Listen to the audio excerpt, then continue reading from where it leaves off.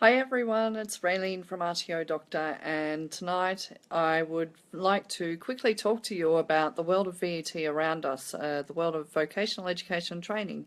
And I think what brought this up for me was that I was just walking around yesterday and today. I went to the hairdresser yesterday, and I started looking around at all of the different types of jobs and people who are impacted or change the world through vocational education and training, and how even though we've changed vocational education and training, or tried to change it in the last 18 months to 2 years with changes to the standards and enhanced regulatory frameworks and increased monitoring and compliance audits, fundamentally, the things that are unique about vocational education and training haven't changed. The people who do the same jobs that have always been around as part of vocational education and training are still doing those jobs. They're doing them better in some cases than they've always done them.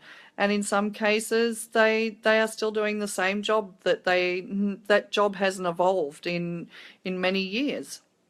So, for example, I'm thinking about hairdressers, I'm thinking about mechanics, I'm thinking about truck drivers, I'm thinking about people who, builders, I'm thinking about plumbers, gas fitters, all of those trade type qualifications. Now, those qualifications haven't really changed that much over the years, and yet our regulatory environment increases all the time. And it's almost at a point where people's, I even dare say egos sometimes. I think that sometimes different people need to feel like they've been able to contribute to bettering a system that in some ways is broken, but in some ways it's not really broken. What's actually broken is the way it's being addressed. But what people are forgetting is what actually makes up the vocational education and training system anyway, and what makes it great. And by continually tapping in and trying to change the rules and trying to change the outcomes on people isn't necessarily going to change anything about the job outcome or industry outcomes. It's only going to change the compliance.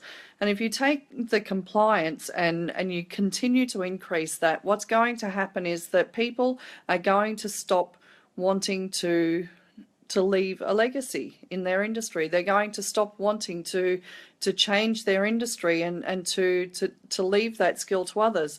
It's something that we see quite a bit in Indigenous culture and Indigenous languages, for example. Because people don't speak it anymore, there are unique languages that are being lost and cultures that are being lost to the Indigenous people. And in some ways, I start to wonder whether or not we're going to see a similar sort of thing happening in the vocational education training sector. It's just getting too hard. And what for? Because really, the outcomes have always been there. The outcomes are as great today as what they've always been. What's becoming harder is to deliver those great outcomes with the constant regulatory changes and structures that are being put in place for not necessarily creating a better change. So my tip for today is a little bit more controversial than usual, and I'd like to say to you, take a look around you, take a look around at all the different types of people and jobs that you interact with on a day-to-day basis, and think about whether or not all of this increased compliance has really helped shape that industry, whether it's helped to make them better tradespeople, whether it's helped to make them better at what they do, or whether you think that perhaps compliance has got a little bit out of control. And if you think it has got a little bit out of control and the vet sector is not providing what it was always set out to provide, and you think that there are better ways that it can contribute to the lives of others in the community, maybe it's time for us to all band together and go to our local member for parliament and leave a message and say, hey, this is not on anymore. We can't keep dabbling in a system that was not really broken. What was really broken was the political message that's been around it all the time, the funding structures, but the actual system was not broken. So why try to fix something that's not broken? Thanks very much for listening, and we look forward to speaking with you again soon. Bye for now.